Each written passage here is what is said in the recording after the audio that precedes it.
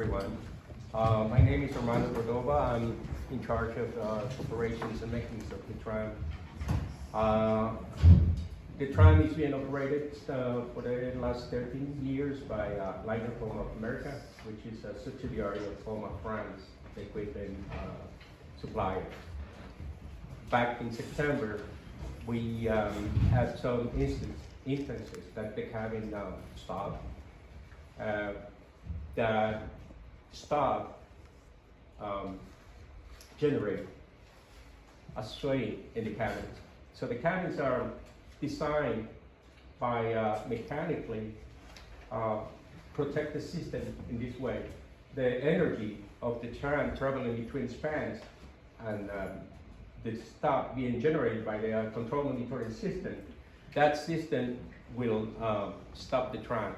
In that way, we certify that by the control monitoring system that the tram is working properly.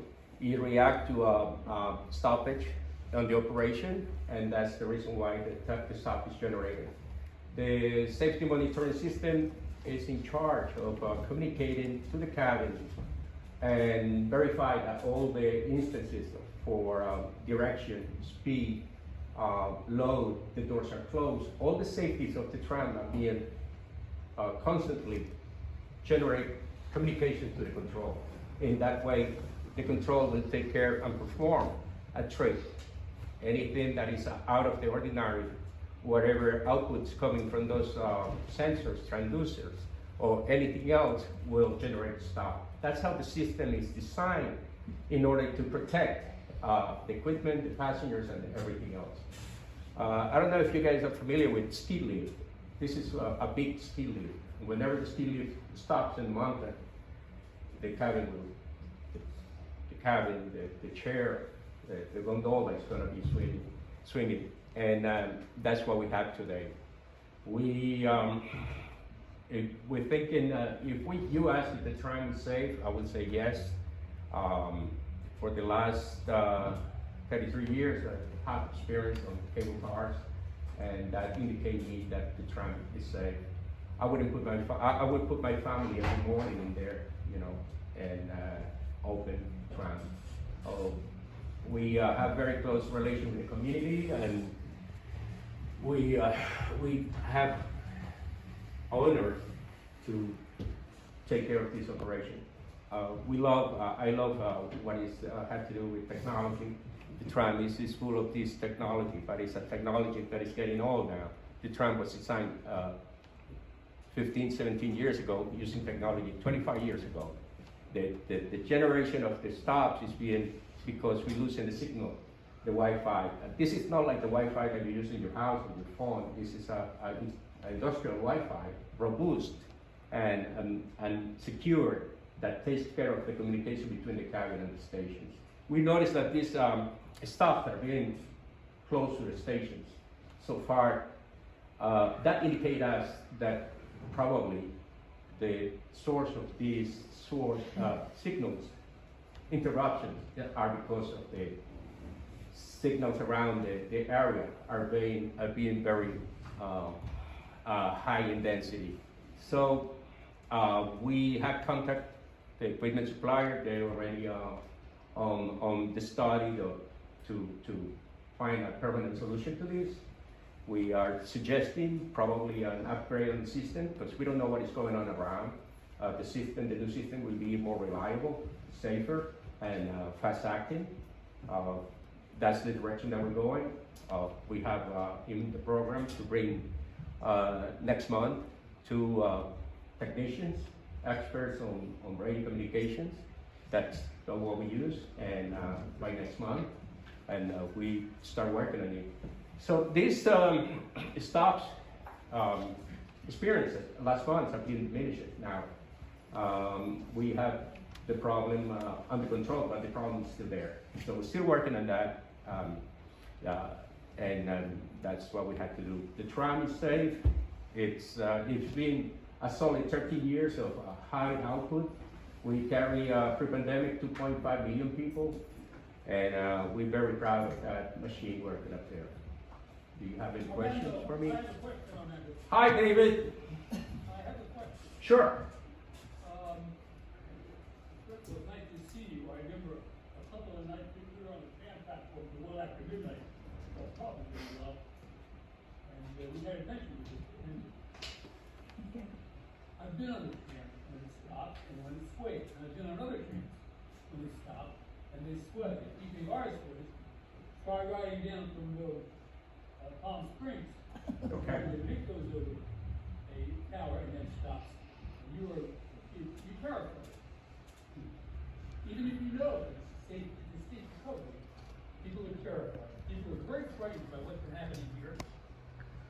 And I'm just curious if there's any indication or any predictive indication as to why we have had this flourish. Because apparently, I remember it happening about 3 times in the past 30 years. Well, I don't know a lot of heard of it. Once when I was on the tram. But we're hearing reports of reading news reports properly. We're hearing the tram that this has happened about 4 or 5 times. Does he have any way of predicting that this is going to happen? That's what we're working on, David. We investigated what is the source of this problem. So far, what we have is interruption of our communication system. We use 5 gigahertz to communicate to the cabins. This communication system sends packages to a client. The client is our cabin, and our access point is number 2. So the link is wide open and is subject to all the interference around what is going on with that. Radio electrical signals are very known to find a way. Wi-Fi have a channel that oscillates between 23 channels, and it's looking for an open channel to deliver the information. If it doesn't find that in 16 seconds, we're gonna have a stop, and that's what is going on. So the interference, the density of all the information going on, especially on the Second Avenue side, that's where the most, in the afternoon, is a ride of many communications. So we studied that, we gathered information, and because the solution is that it had to be a good solution. We can patch that. We need to have something reliable to keep the tram reliable as it's being built, and it's been for the last 30 years. Has there been any consideration for the possibility of sabotage or terrorist activity in the tram? No, we don't believe that is possible, but we don't believe that's the case today. Our signals are encrypted. It's a Siemens device that is provided to this type of transportation. It's being used all over the world with a high level of safety and security, and that's what we're using. Yeah. And that you guys are doing an incredible job. A rough one, especially during this transition time with the subway system. And I don't think we applaud you enough for the service you guys are doing, always friendly, always communicating really well. The only thing I would suggest is when these events happen, it happened once when I was on the tram, it was in the middle of the sky and it started shaking, but I knew the reason because I talked to the team before, is for the staff member that's there to just talk to the members of the audience and say, don't worry, it's under control.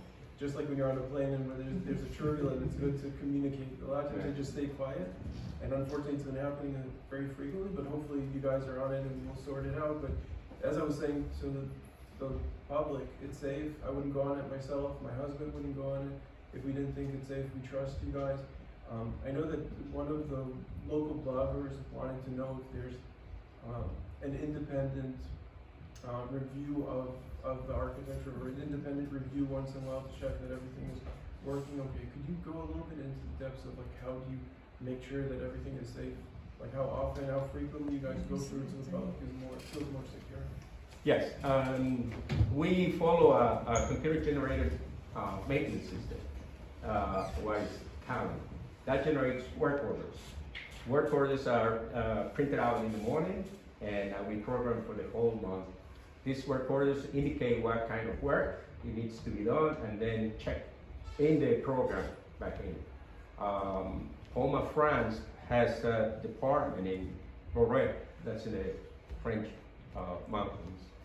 they in charge of controlling this maintenance computerized management, not only for our tram, it's also for Metro car in Miami, the train between the stations, airport in Miami, that's our company too. We have one in Egypt, the airport also serves that. The latest one is Mexico City. We have one in Dominican Republic. So there is a group of professionals checking this information that we send back and forth. And that's how we verify that. Also, the in-house, we dedicate like maybe 25-30% of our manpower to inspections. Remember, we are over in New York City, 30,000 yellow cabs. It's believe me, it's not easy.